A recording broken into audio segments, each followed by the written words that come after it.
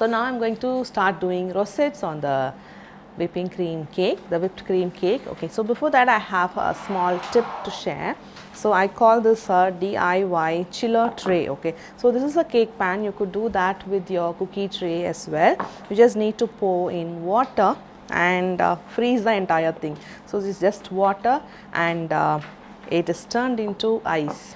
And this all ice now, right? So now on top of this I am going to place a sheet of aluminium foil.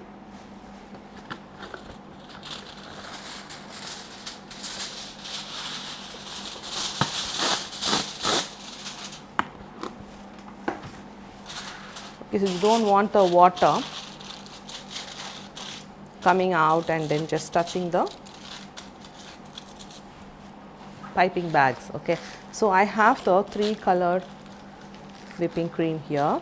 I'm just going to place it over this DIY chiller tray. So it's more like trying to keep the cream cold. You could just keep turning them, and while you're working on one color, because we've just made all the 3 colors here in ombre shades, and while you're working on one color and then maybe you'll put this back and you want to pick up the second color and work, and in the meantime you would be holding this in your hand, right? So the warmth from your hand will just transfer to the this part of the cream in the piping bag, and that would melt, and you don't want to just leave it like that with the same warmth, and that will continue to melt a lot of cream that is just here, and that's like a whole lot of quantity.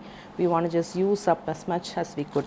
So once you're done using one of the colored piping bag, just put it down on the chiller tray, and then you could pick up the other color, and after you've used, you could just place it back on the chiller tray. And if it is just going to be there for quite some time, just keep turning it around so the chillness is just distributed all over, and the entire cream will be stable and not loosen out. Okay, so I'm just going to place these here on the DIY chiller tray, set this aside, and I have the whipped cream cake. Now say this is just like an additional stuff that we are learning on top of having learnt the sharp edges lesson, right?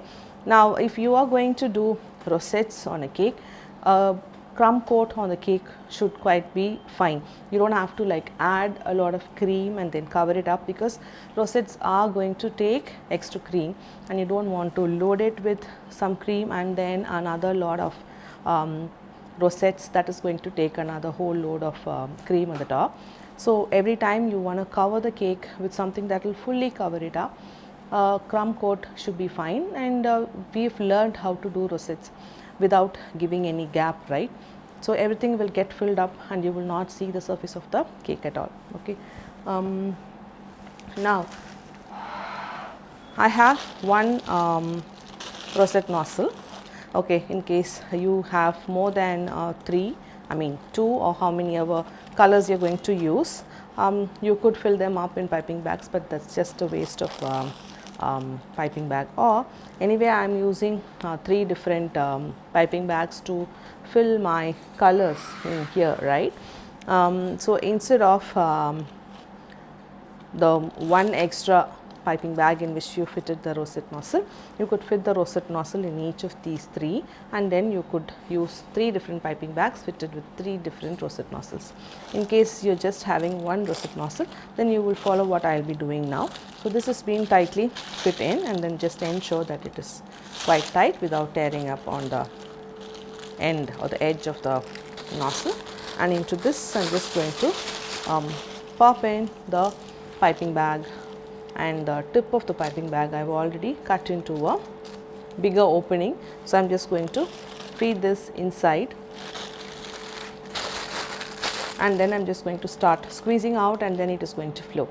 Now when I'm going to change the color, remove this and then put the next color, obviously this tip of this piping bag where till the nozzle is there, the previous color will be there, and I just need to flush it out or squeeze and then remove the darker shade out first, and after start seeing the next shade coming out of the piping bag, and that's when I'm ready to use that. I'm just going to keep a bowl and then just squish and start seeing the cream coming out. Okay. I'm just going to do the one. So find the center. Okay. And just follow the exact same lesson. Let the frosting flow and then finish one rosette in the center. I'm just going to see the placement. I will be doing one more in here, and then I will have one more place for the other color. So I'm just going to switch to the next shade. So I'm just switching and placing it on the chiller tray. I'm going to the next color. So it's like quite cold and nice now. And here I'm just going to squish it out and wait until the light color starts to flow. You can see how nice and ombre it is already. I'm just going to go around, find the placement, just make a dot to see. I'm going to overlap, find the placement. So you will just go and make the rosette without any gap.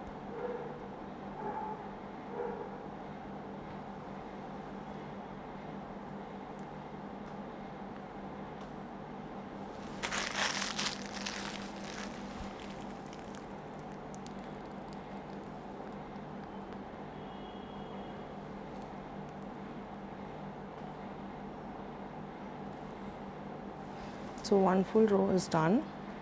Just going to go one more of the same. So the last one will be the lighter shade, because I'm going to overlap.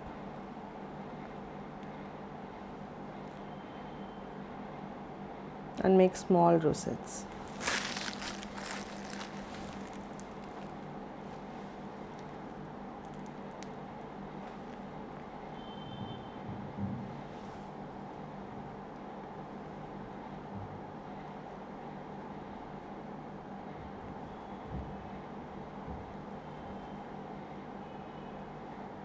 So don't leave the gaps, just observe how the overlapping is happening.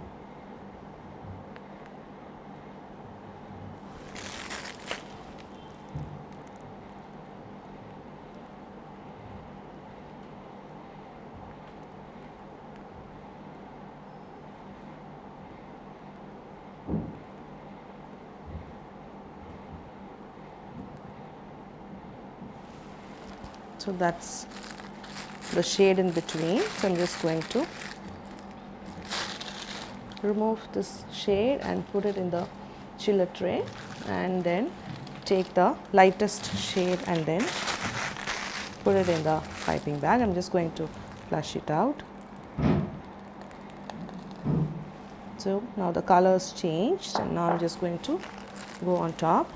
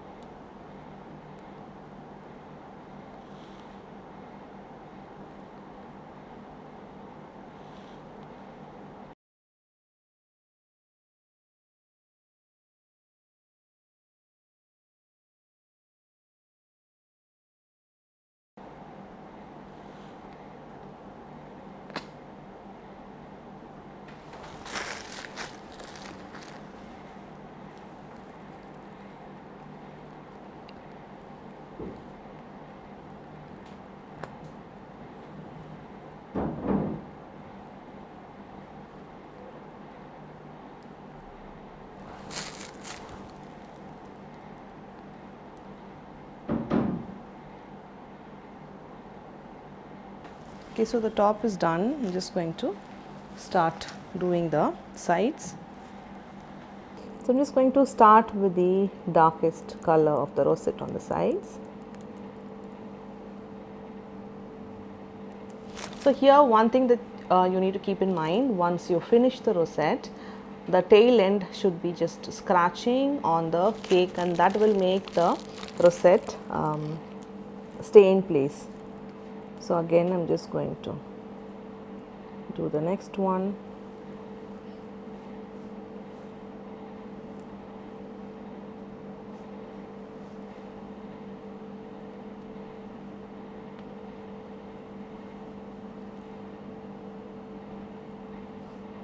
So that scratching will get covered anyway.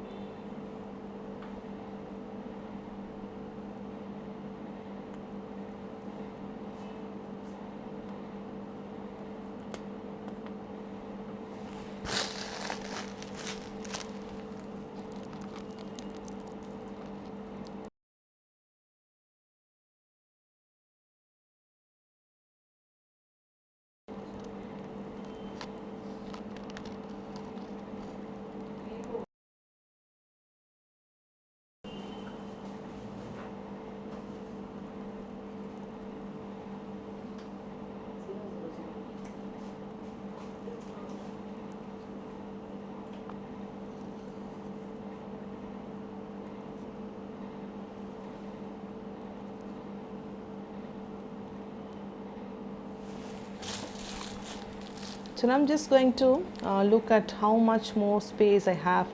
Am I going to do 3 rows or 4 rows? So based on that I'm just going to decide what shade I want to use now. So I'm just going to go with the darker shade itself, one more row, and then I'll have one row for the other 2 shades that I want to use. I'm just going to overlap.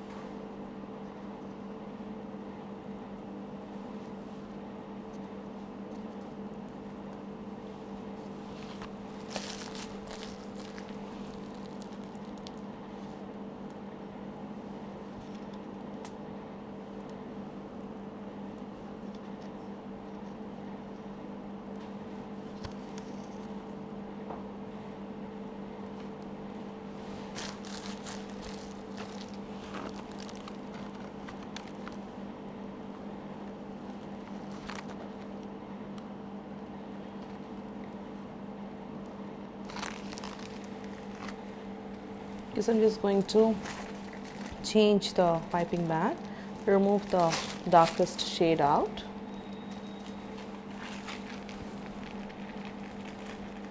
I'm just going to pop in the middle color, and I'm just going to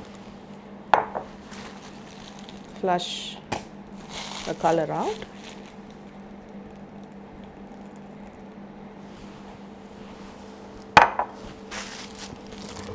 So I'm just going to give space for one more row to come. So I'm overlapping.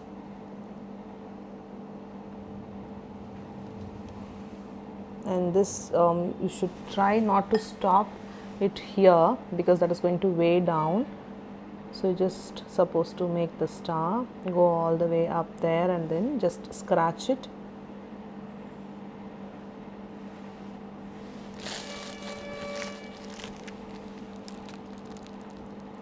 Just make space and give space, so one more rosette is going to just come on top.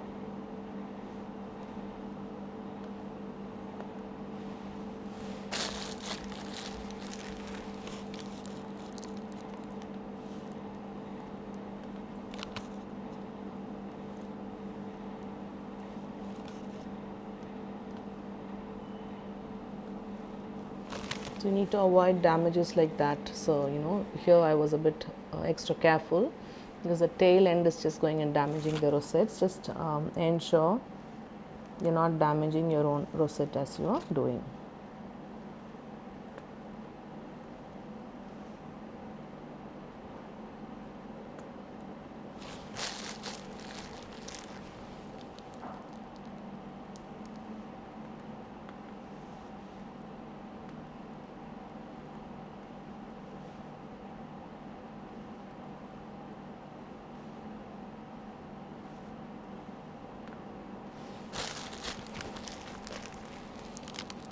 So here I'm just going to finish up with one.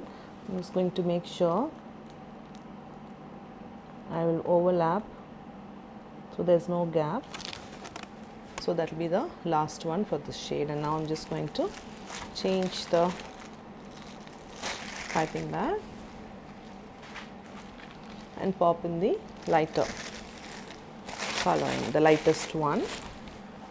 And then I'm just going to have the bowl and then flush the color out. Then my lightest color starts coming out. Then I'm just going to do the last row.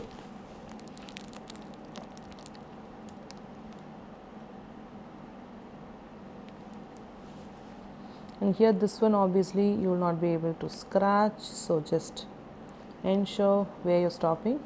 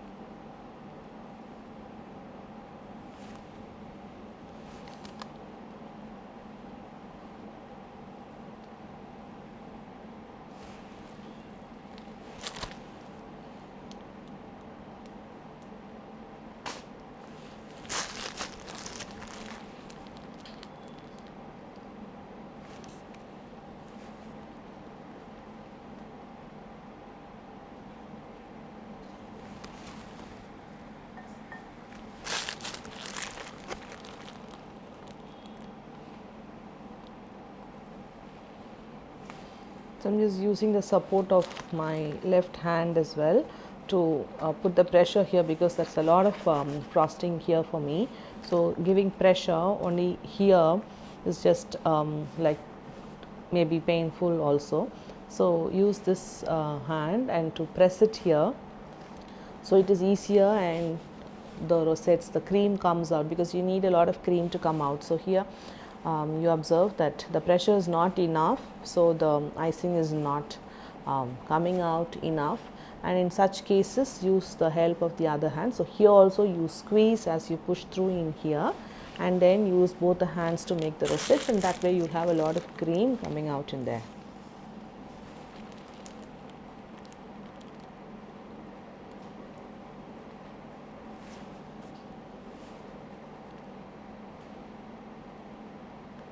So this last row is where you won't be scratching, and rest of the all scratch points will just get hidden. But make sure as you're doing the star, you're just going and let the star touch the surface of the cream, otherwise that rosette may not stick to the surface of the cake.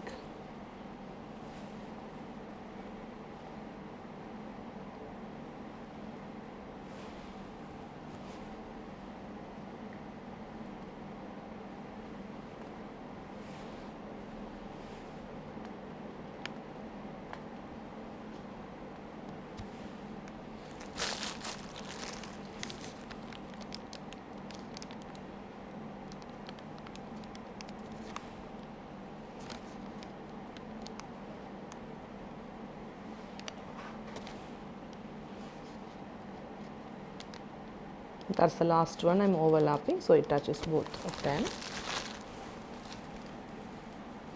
So just completed making the rosettes on the sides in ombre shade, and you can just see there aren't any gaps for us to just make the stars and fill. So here we have the ombre shades whipped cream, rosettes cake. So what you will do will also be an ombre colored rosettes cake on whipped cream. So you could choose your colors and do the exact steps that you've learnt through this entire lesson, and that is one of your initial lessons. So it's very important for you to understand, write down your notes and then reiterate what you've learned, and then follow the exact same steps to get results to make a rosette cake like this. So catch you up on the next lesson.